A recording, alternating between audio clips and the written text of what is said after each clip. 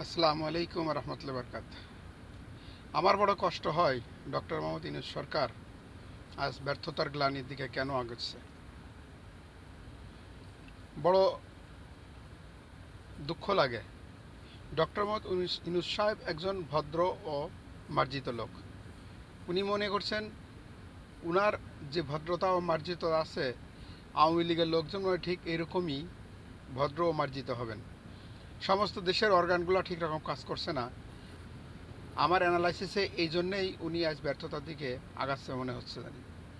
কারণ এতগুলো মানুষের জীবনের বিনিময়ে যেই বাংলাদেশ স্বাধীন হলো, সেই বাংলাদেশের উচ্চ শিখরে যে জায়গায় উনি পৌঁছিয়েছেন, সেই জায়গা ধরে রাখতে পারছে না। তার একমাত্র কারণ খুঁজে বের করা যদি হয়, তাহলে দেখা যাবে যে শেখ হাসিনার আমলে যত সব আওয়ামী লীগের সমস্ত অর্গানগুলার টপ অফ দ্য পজিশনে বসে আছে এবং আপ টু ডাউন সমস্ত জায়গায় তাদের লোকজন বসানো আছে, সেই সব লোকজনদেরকে রেখে কেমন করে উনি দেশকে সফলতার জায়গায় নিয়ে যাবে, এটা আমার বুঝে আসে না।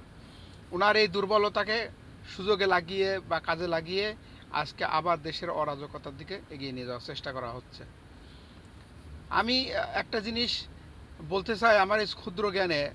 আওয়ামী লীগ তো সেই জাতি, যে জাতি, ওরা তো মানুষ না, ওরা তো একটা অন্য জাতি।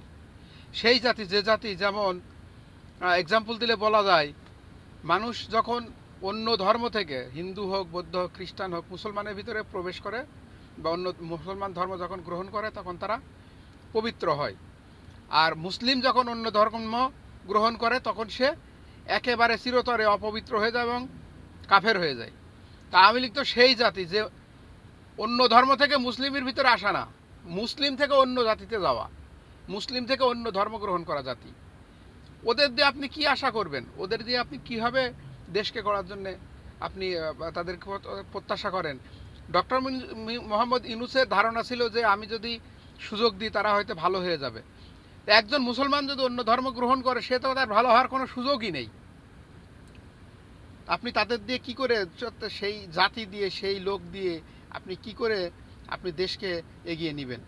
উনার এই ব্যর্থতাকেই আজ মানুষ, আমি মনে করি যে উনার এই ব্যর্থতার জন্যে, ওনার এই অর্গানগুলার সমস্ত জায়গাগুলো চেঞ্জ না করার কারণে উনি আজ এই দেশকে যে সংকটের মুখে যাচ্ছে, সেই সংকটের মুখে, বা ওনার যে পদত্যাগের যে গুঞ্জন উঠছে, আজ এই পরিস্থিতির সৃষ্টি হচ্ছে।